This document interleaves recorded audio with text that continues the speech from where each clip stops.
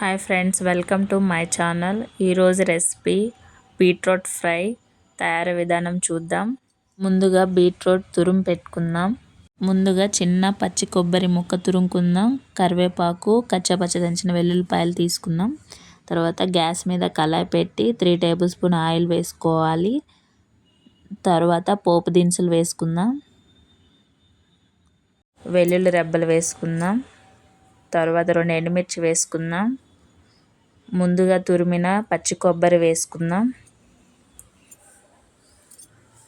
తర్వాత కరివేపాకు వేసుకొని దోరగా వేయించుకోవాలి కొబ్బరి.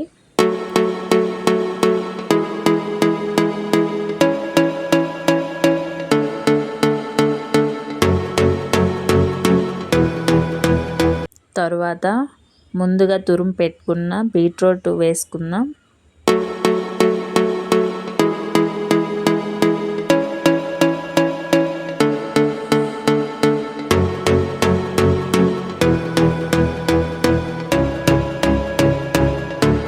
ఒకసారి బాగా కలుపుకోవాలి. తర్వాత 1.5 టేబుల్ స్పూన్ సాల్ట్ వేసుకుందాం.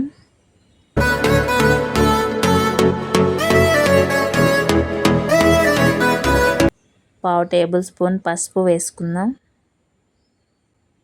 తర్వాత మూత పెట్టి 10 నిమిషాలు ఉడికించుకున్న తర్వాత ఒకసారి బాగా కలుపుకోవాలి.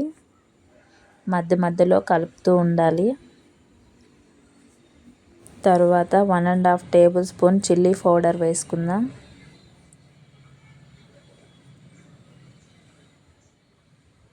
ఒకసారి బాగా కలుపుకొని 10 నిమిషాలు సిమ్లో ఉంచుకోవాలి. ఎంతో రుచికరమైన బీట్రూట్ ఫ్రై రెడీ అయిపోయింది.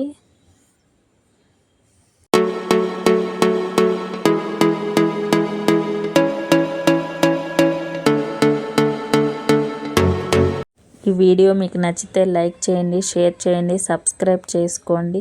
Thank you.